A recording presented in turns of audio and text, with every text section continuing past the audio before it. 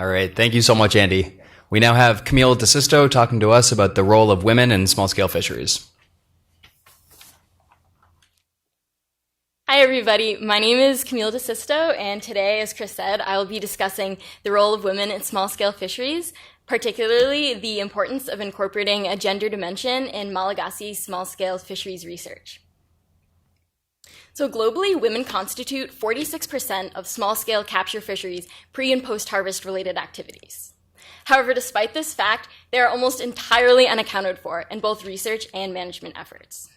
Small-scale fisheries provide a critical source of nutrients and are essential to human well-being. So in the face of global fisheries declines and rapid environmental degradation, it is especially urgent to enact effective management policies. And this cannot be efficiently achieved without incorporating gender dimensions.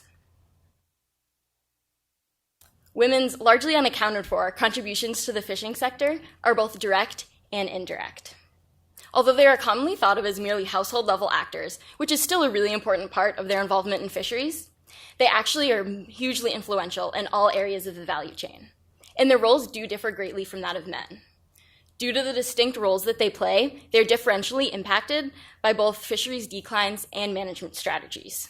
For example, there's gendered vulnerability within economic sectors, and since fishing is one of the few sectors in which women have ample opportunities, they will be disproportionately impacted and harmed by fisheries declines. So what exactly are the ways in which women participate in the fishing industry? First of all, they engage in pre-harvest processing and preparations. In terms of the actual fishing itself, whereas men tend to dominate offshore fisheries, women fishers primarily glean for invertebrates in the intertidal zone.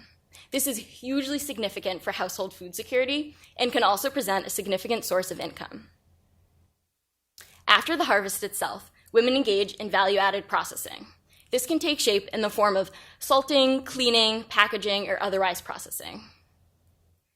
Because of women's control over the cleaning, processing, and distribution of the harvest, they are critical in ensuring food safety and reducing risks of contamination.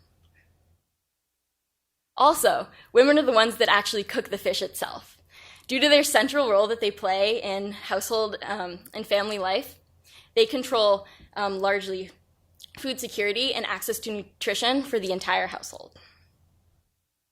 Finally, women are actually hugely important in the market, and they control both selling and trading of fish. Their ability to regulate market prices, as well as their involvement in community building, lead to them being able to ensure a much more equitable allocation of resources. So all of these huge ways in which women contribute to the fishing sector are hugely beneficial, not only for the women themselves, but also for men and children. It's clear that women in fishing is super important for human health, but it can also be really critical for environmental and ecological health and has key management implications. For example, women have a distinct cultural and ecological knowledge that, if harnessed, can lead to a much more nuanced understanding of threats to the environment as well as their drivers. And this is a greatly untapped resource.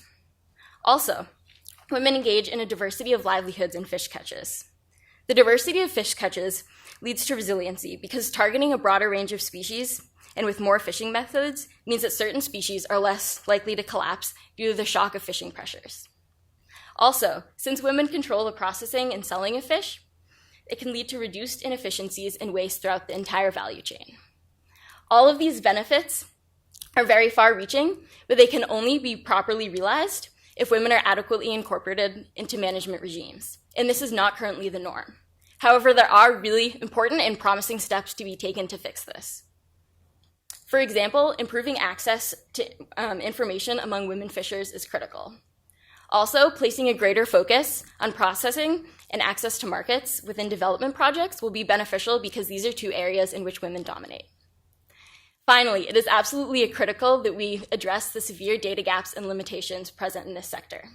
This can be achieved through promoting women in decision-making, collecting gender disaggregated data, and empowering women scientists and managers. So in conclusion, there's a severe lack of visibility among women in the fishing sector, despite the profound benefits that their involvement has on the entire population. However, if they are appropriately and adequately accounted for, supported, and empowered, there will be tremendously positive implications for both human and environmental health. All right. Finally, I would just like to thank all the wonderful people that made this project possible. Thanks.